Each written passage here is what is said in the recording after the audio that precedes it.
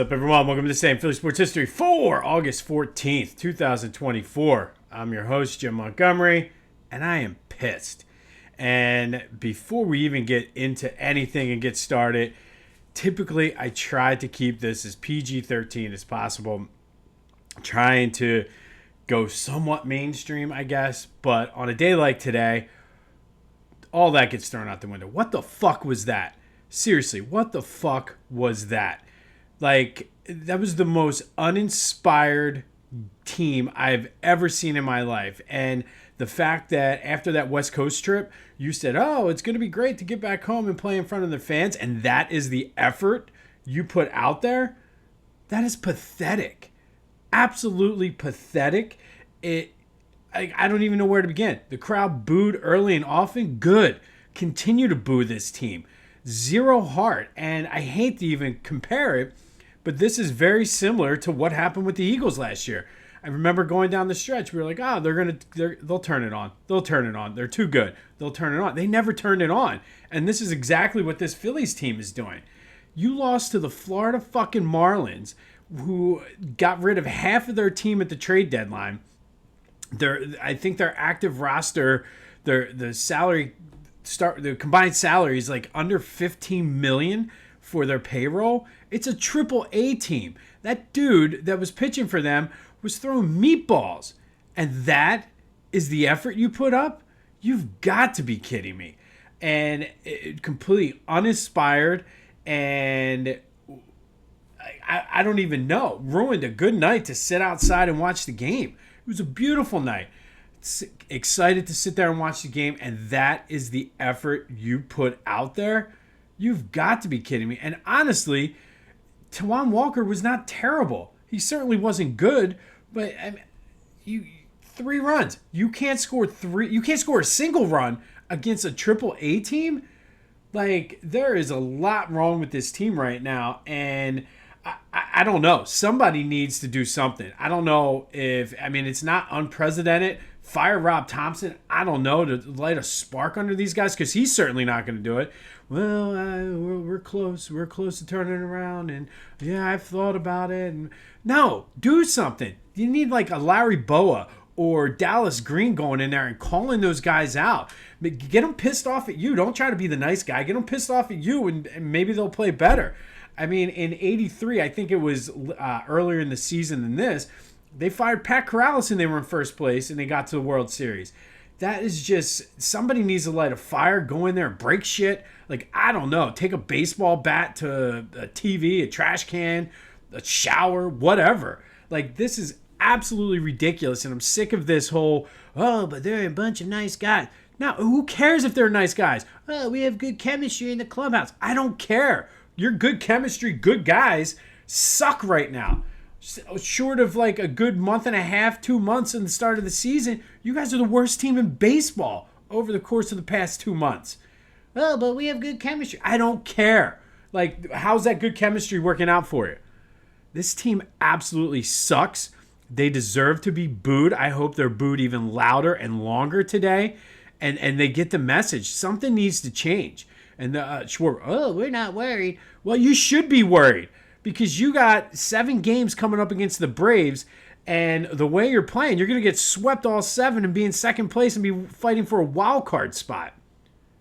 Absolutely ridiculous. Like, most unbelievable that is the effort you come out with after a 10-game road trip, talking about how excited you are to be back home, and that's what you give the fans. That is the effort you put out there on the field. I feel bad for the little kid who went to his first Phillies game, and that's the effort he saw. Ridiculous. Absolute. But we have good chemistry. Oh, we're nice guys. We all get along. Well, you know what? Maybe somebody, your leader, you know who I'm talking about, needs to stop being the nice guy and pandering to the crowd and wearing fanatic stuff, and call some guys out, and starting with yourself. Trey Turner, you suck. Brandon Marsh, you suck. The only guy that put in any type of sort of heart or effort yesterday was Johan Rojas. He was the only guy that was hustling, doing something. Absolutely pathetic. Absolutely ridiculous. That is the effort you put out, essentially against a triple A team. Come on now. and then ruining my night. Beautiful night to sit out on the back porch, and that's the effort I see from my team, supposedly the best team in baseball. You're not even the best team in Philadelphia right now. That's the Council Rock Little League. Get it together. And like I said, the fact that I'm fired up about it, obviously the fans were fired up about it because they were booing. Somebody in that clubhouse needs to be fired up about it. No heart, no emotion, no effort. It's ridiculous. And you pay attention, and I'm talking to you, Bryce. You pay attention to talk radio all the time. You have to know. You're not an idiot. You know what happened with the Eagles. Like, what is going on? Like, it's just a pathetic, absolute disgrace of a display, and they deserve to be called out. They've gotten a free pass long enough and resting on past performances. Well, guess what? I don't care about past performances. I don't care if your clubhouse is great. I don't care if you got a really good bunch of guys in this clubhouse. Somebody needs to call each and every one of you out. Johan Rojas was the only guy that put on any heart or effort yesterday. Not your 27 or whatever $1 million stars. No. So what's it going to be? Like, this is beyond, I think, at this point, what the Eagles did. You guys they're going to fool around. They're going to struggle to make the playoffs. Mark my words, come mid-September, this team is going to be battling for the third playoff spot if they don't get it together. That's the way they've been playing. Like, absolutely ridiculous. A triple-A team, and you can't score a run? You let this dude go out there and look like Nolan Ryan for 7 innings? Ridiculous. Absolutely ridiculous. I am disgusted at this team. Absolutely disgusted. It starts with the manager all the way down. Absolutely disgusted. Show some balls. Show some fucking balls and get it together. Somebody needs to go in there with this fiery spit. Like, I'll go down. Bring me into the clubhouse. I'll call each and every one of them out. It's absolutely ridiculous. Take a Louisville Slugger, break a couple TVs. It's absolutely ridiculous.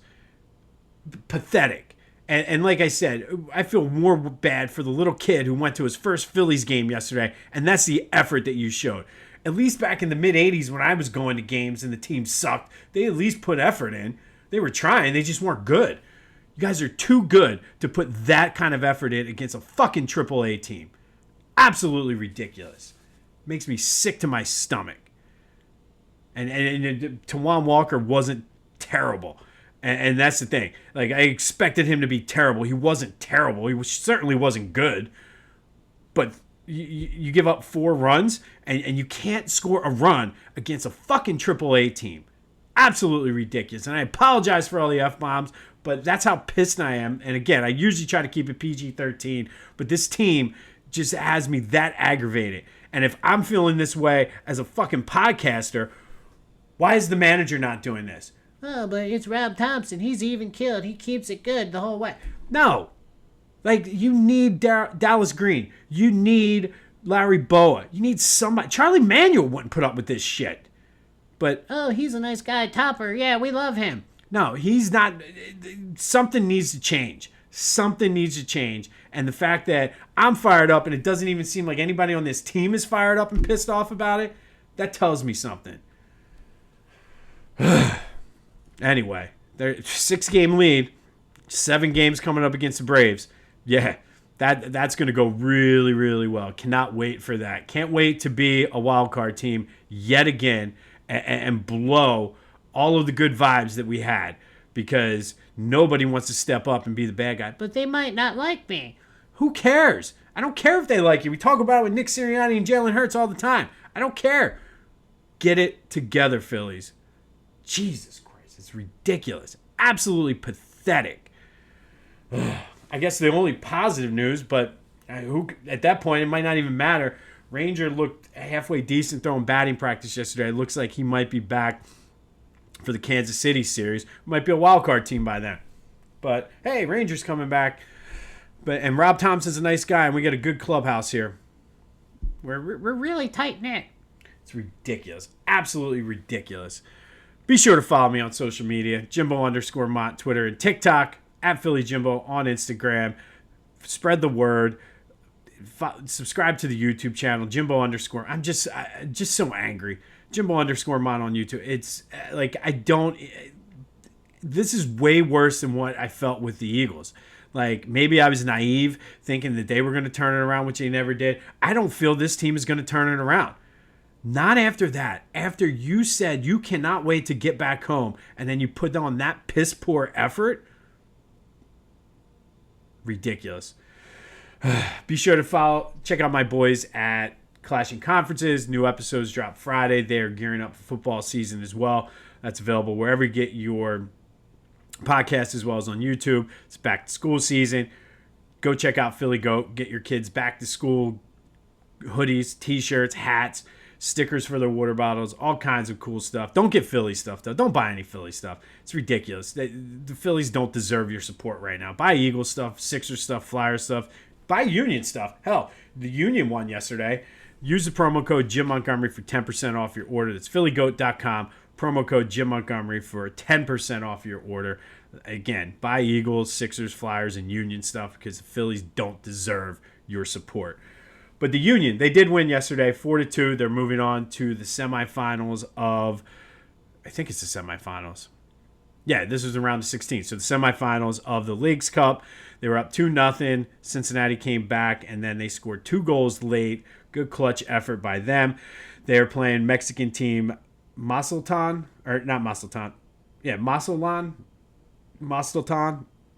Not sure how the correct pronunciation goes. That'll be Saturday at Subaru Park for a spot in the League Cup Finals. Be sure to check that out. All right, let's do something positive. Hopefully this will turn around. And if you need a pick-me-up on today because of the piss-poor effort by your Philadelphia Phillies, I shouldn't say yours. I won't put that on you. Our Philadelphia Phillies. Go check out the Eagles hype video for this season. Jason Kelce narrated. Pretty cool. Got me a little bit pumped up for the season. They did have their joint practice yesterday. Still no word on if the starters are going to play on Thursday. But typically, Nick Sirianni's MO since he's been here has been after the joint practice, the starters don't play. They put a lot of stock in the joint practice. So that still remains to be seen. But overall, some good things and some bad things came out of that, which is good. I mean, we still have, I think, 24 days before the opening game, so there's still time to work out some of these kinks. But Jalen looks solid again. Didn't throw an interception. Had a couple nice throws. The defensive line had a very, very solid day. Patriots aren't that good. However, it's good to see them. Maybe it'll give them some confidence. They did struggle in the full field 11-on-11 drills. The offensive line just was not good. A couple different people that I follow their accounts where they're not sure if there would have been sacks or not because obviously you can't tackle. James Bradbury got burnt, had a couple bad penalties. I don't necessarily think that is a shocker there. Some good news, though. Cooper DeJean did have his pads on. Looks like he's ready to start practicing and close to returning. So that'll give that secondary a boost, too. Jalen Hurts had an awesome throw to Saquon Barkley. They did, at least now they know what they need to work on. Howie might be actively scouring to see if he can upgrade any positions. But overall, it seemed like it was a positive day for the Eagles. I guess for some of the people that track it and everything like that, it looks like they won it. So that's good. Obviously, the offensive line was a concern. Not sharp, but I have confidence that Jeff Stoutland will get that together. But overall, good day. Still no word on whether the starters will play or not. I still would like to see them play a series or two, maybe even a quarter, just to get some more work in, sort of like in a... It's one thing to do a joint practice where there is some hitting, but like a preseason game when you're allowed to hit, I would like to see them get some work. But we'll see what happens. But some positives out of the Eagles joint practice, some things that they obviously need to work on. But overall, we'll take it, especially after that ridiculous, piss-poor, lackluster effort by the Phillies. All right, today, speaking of the Phillies, we're going to go back to 1984. And on this day, they lost 3-2 to the San Diego Padres out in San Diego, fell behind early 2-0, and just couldn't get over the hump. Ozzie Virgil hit a home run, but for the most part, they struggled. Sound familiar? They went 1 for 8 with runners in scoring position, left 7 runners on base. Although I don't even think anybody got on base yesterday. Anyway, enough about yesterday. But the big story was rookie Juan Samuel went 1 for 4 with a stolen base. It was his 56th stolen base of the year, breaking the team record for stolen bases, the modern stolen base record set by Sherry Magee, our old friend Sherry Magee, the same guy that knocked out an umpire. They need a guy like Sherry Magee on this team right now. Somebody that, like, you think Sherry Magee's going to go into that clubhouse and be like, hey, man, we're a tight bunch? No, he's going to knock some shit over, might even punch a teammate or two. That's what they need right now. They need Sherry Magee. But we need a Sherry Magee on this team. Somebody who's got some emotion, some passion, somebody who's willing to just go out there. And I'm sorry I keep ranting on this stinking Phillies team. They got me in a pissed off mood today on a Wednesday. It's Happy Hump Day. I even missed that because of the disgust I have for this team right now. But back to Juan Samuel. That stolen base also put him in position to set the National League rookie record with 71, set by Tim Raines a few years earlier. Samuel would set the rookie National League record for 72 stolen bases in a season. However, it only lasted 1 year when the following year, in 1985, Vince Coleman of the St. Louis Cardinals stole 110 bases, which is still the National League rookie record. I think it's still the Major League rookie record as well. Juan Samuel, to his credit, I know I'm tough on him sometimes, but he did finish second in the Rookie of the Year voting that year behind Dwight Gooden. No harm in losing to Doc. He did lead the league in triples, at-bats, and plate appearances that year. Hit 272, so a solid year from Juan Samuel. You could make the argument that year in 1987 were his 2 best years. Did make 2 All-Star games with the Phillies, one in 1984. The other was in 1987. However, everybody gets an all-star representative, and that 1987 team wasn't that good. So it's kind of like take that with a grain of salt. He is in the Phillies Wall of Fame. Still not sure he should be in the Wall of Fame. I will stand firm on that mountain. To me, he's the poster child of that dreadful dreck that the Phillies put out there back in the late 80s, early 90s. Him and Von Hayes to me. And then throw Steve Jeltz. That's like the triumvirate of mediocrity that the Phillies represented back then. But Wall of Fame worthy, I don't know. What are we doing? Like, what are we doing? Like, no. Juan Samuel should not be in the Phillies Wall of Fame. However, he is still the Phillies single-season stolen base leader.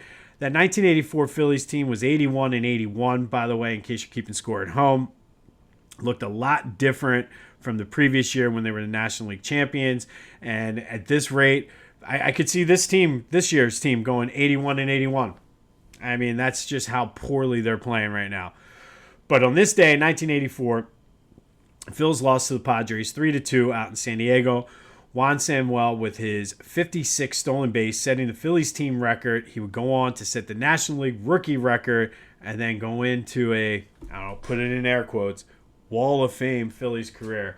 And yeah, I'm hard on Juan Samuel, but to me, he's one of the triumvirate of mediocrity that represented those teams when I was growing up. But that all happened on this day in 1984.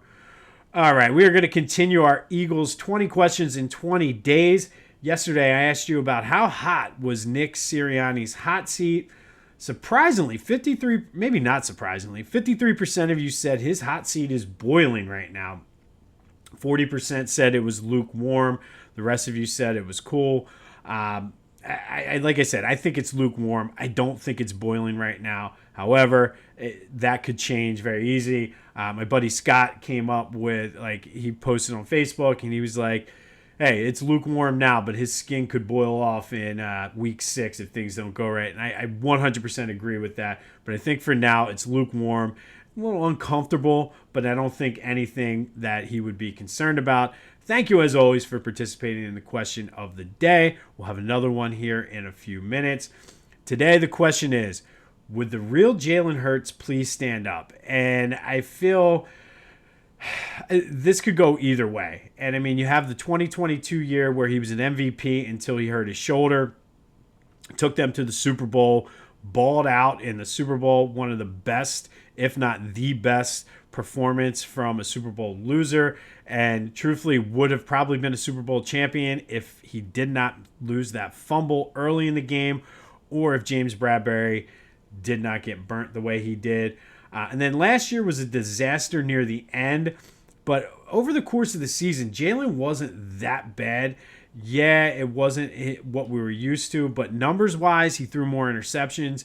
But he still threw for 3,800 yards, 23 touchdowns or whatever.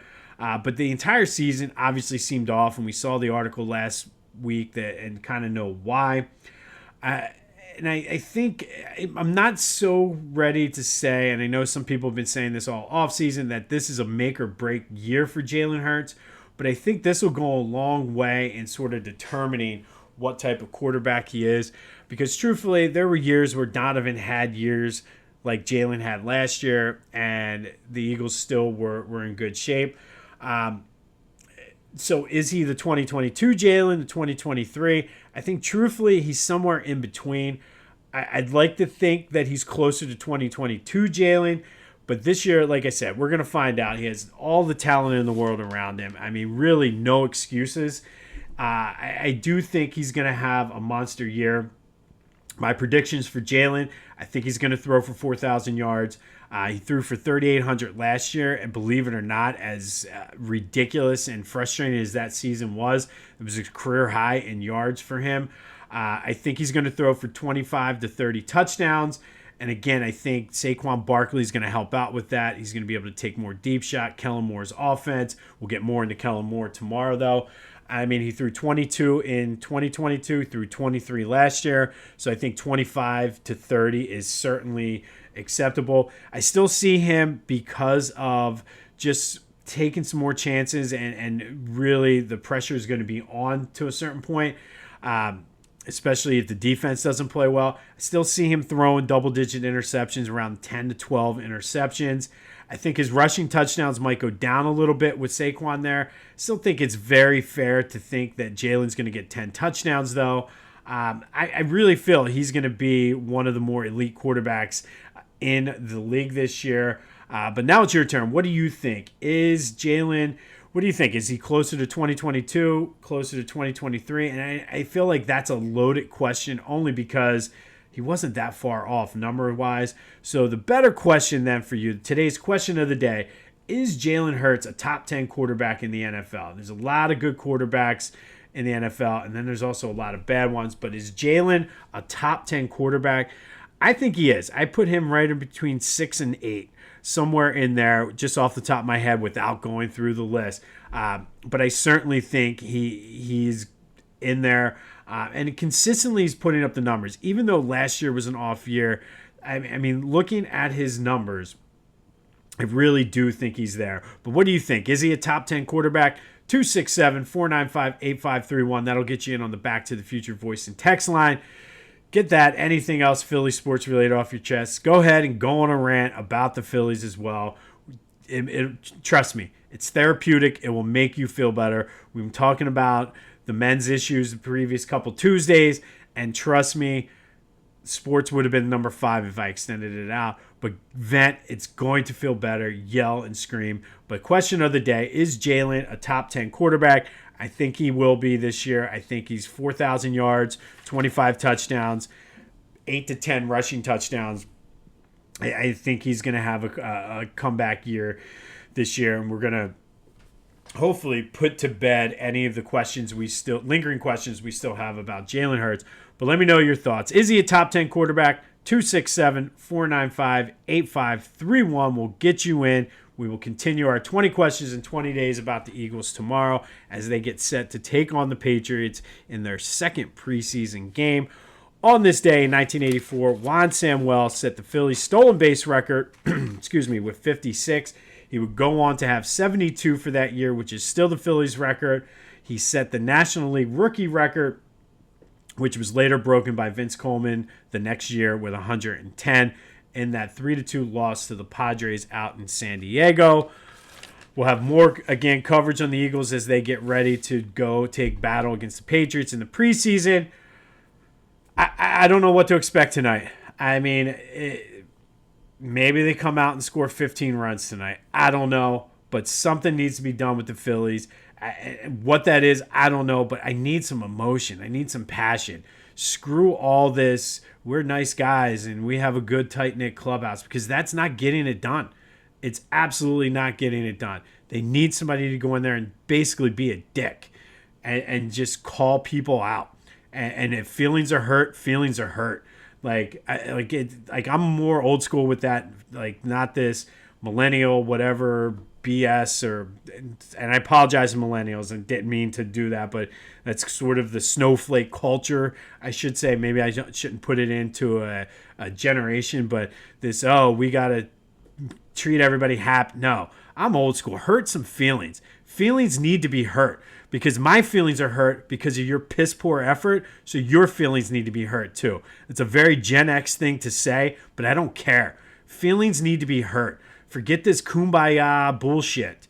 This team is not hitting on at all, really, but they're not firing on all cylinders right now. So feelings need to be hurt. You need to know you're not doing a good job. No, like, there are times where, we'll reward effort, this, that, and the other. Like, I'm shouting out Johan Rojas for putting in effort, but no, you're not doing your job, and it's impacting the team's performance. So you know what? Take a good, hard look in the mirror. Ask yourself, what are you doing to get better? What are you doing to contribute to this? And have that hard look. And yes, feelings need to be hurt. Ugh. Anyway, go have yourselves a Wednesday. Happy hump day. This has been This Day in Philly Sports History for August 14th, 2023. I'm Jim Montgomery, probably never going mainstream after my rant at the beginning of the show, and I apologize for the language, but that's how I'm feeling, and I always want to be honest and truthful and give you the facts and everything. That's how I'm feeling. Damn it. And if I don't go mainstream, then I don't go mainstream. Just buy some shirts from Philly Goat, and that'll help me out. But go have yourselves a Wednesday. And until next time, I'll see you when I see you.